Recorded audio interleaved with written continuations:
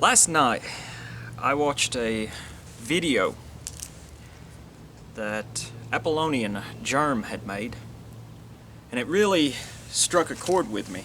It really resonated.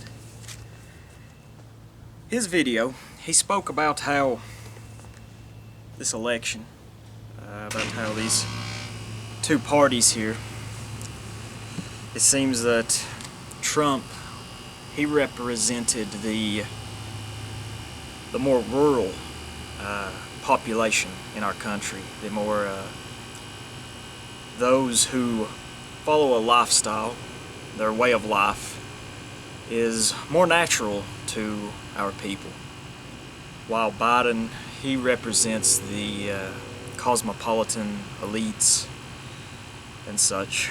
And you can see that this is certainly the case if you look at each county of each state, the region, who won that county, and ultimately the state.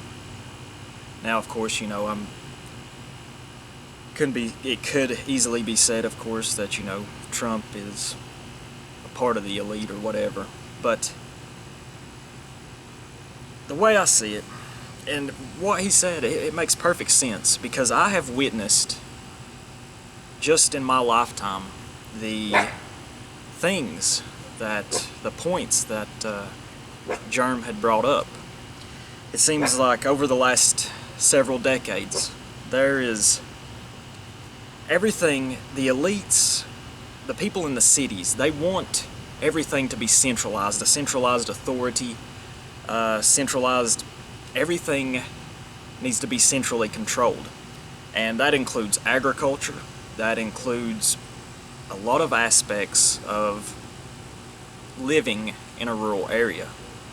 And just in my lifetime, I have seen this with my own eyes.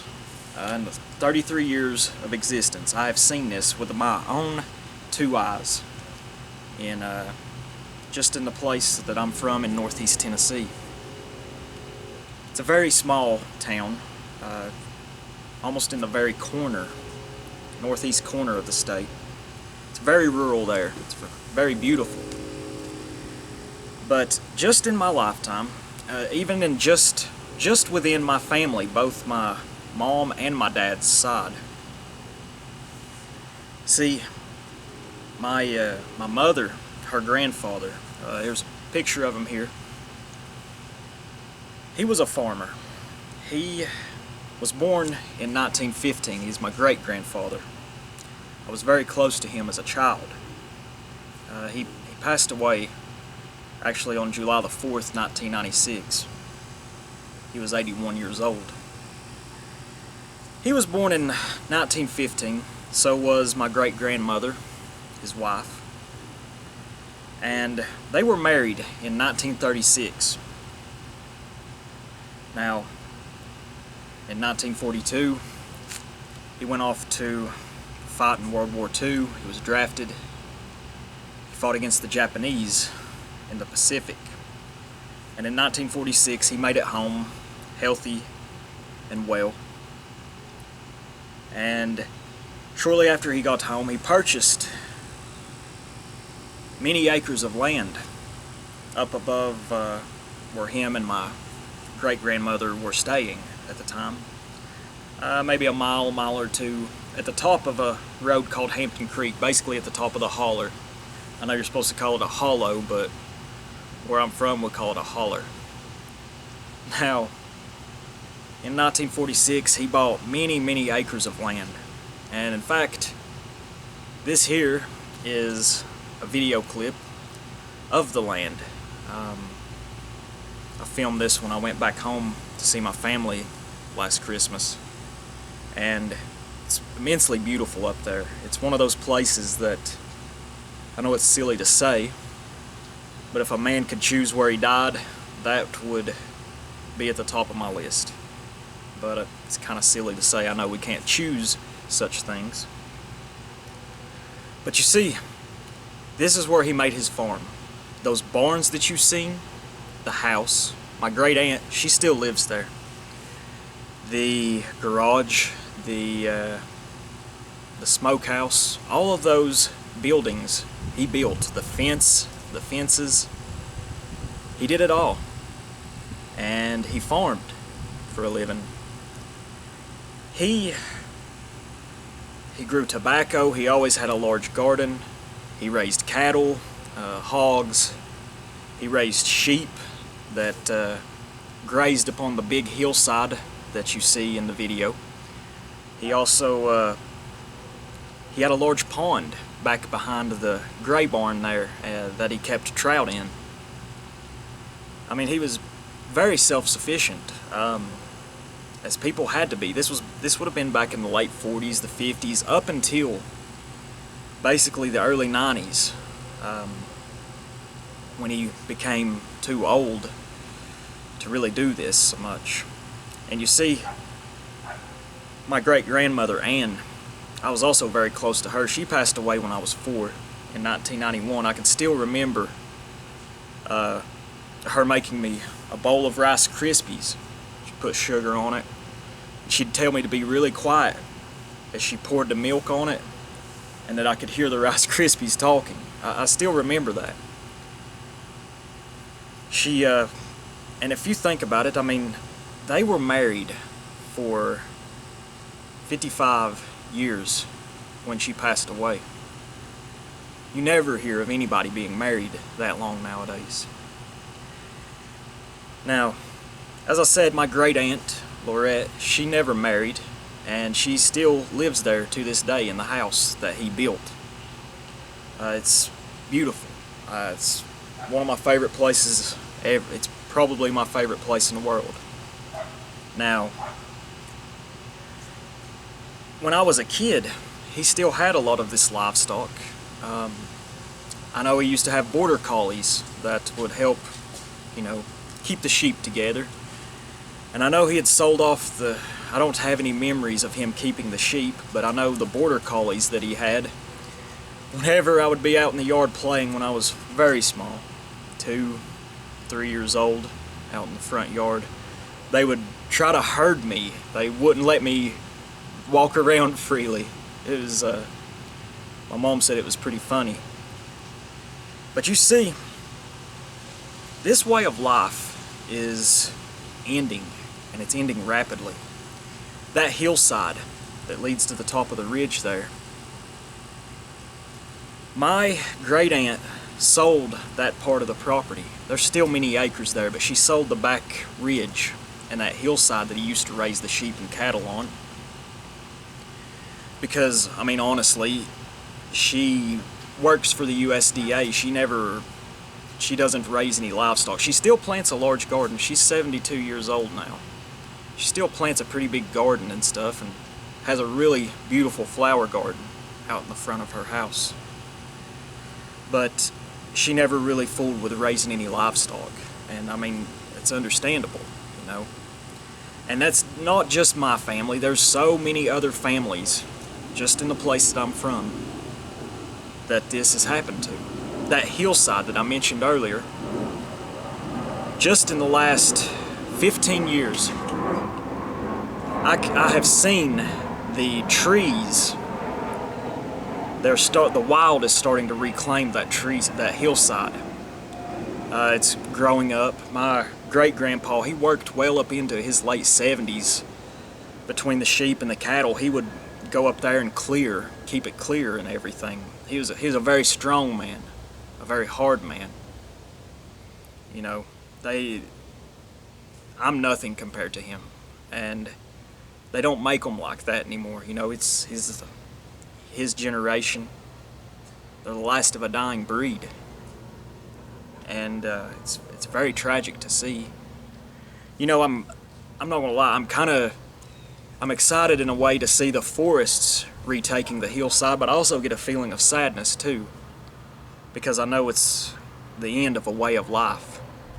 I've even seen pictures of, there was a picture taken, this would have been in the mid-50s, of my great-grandpa, my great-grandma, my grandpa, and my great-aunt. They're standing in the front yard. And you can look back behind them. so much of the land was cleared. I mean, there were still trees and stuff, but just in my lifetime, it's always been forest back there. So I mean, this process had been occurring for a long time. And years ago, there used to be a small general store of sorts, one or two of them, basically on each holler back there where I'm from. You know, it's and there's nothing like that now. There's two grocery stores. They're not even they're not like a large chain or anything, but there's two small grocery stores in the town that I'm from. We don't even have a stoplight up there. It's so rural. But, and you know, I've seen the woods and stuff reclaiming, and that's a good thing, I think, because in other parts of the world, like down here where I live, there's urban sprawl going on, and it's tragic, you know. So the elites and these people, the politicians, the corporate agriculture, all these other aspects, they want everything to be centralized and controlled. And it is very difficult for independent farmers to make it nowadays. It's very tragic. It's very sad. So his video, it really struck a chord with me. And I have seen this in my lifetime. Just in my lifetime, I've seen it with my own eyes. You know, it's very sad. You know, convenience, I believe that convenience has ruined our people in a lot of ways. It really has. Because everything is just so convenient. Everything is just so easy to get. It's made us soft, it's made us weak. And it's ruined us because it just makes everything that much easier to centralize, to consolidate. It's ruined us. There's no other way I can explain it. Sure, it's got its benefits of being able to, you know, you ain't got to wake up in the morning and go out to the hen house and get some eggs if you want some eggs, and you ain't got to go kill a hog if you want some bacon, but it's ruined us, you know. Everything's too convenient and too easy. And I think that's one big problem that we have with our race nowadays. I really do. It is my hope, it's a dream of mine, that sometime in the future I'm going to go back and I'm going to farm. I'm not an expert at it or anything. And see, even on my dad's side, people farmed there. My dad, to this day, puts out a large garden. I always helped him with it growing up until I moved down here a few years ago. That's one thing I can say. I've got a pretty good green thumb about, I've always had really good luck growing vegetables and stuff. I've always wanted to get into apiculture too. My dad's uncle, Delaney, when I was a young kid, he kept bees up there above our gardens at my dad's, and I loved eating the honey. It was usually clover honey or locust honey.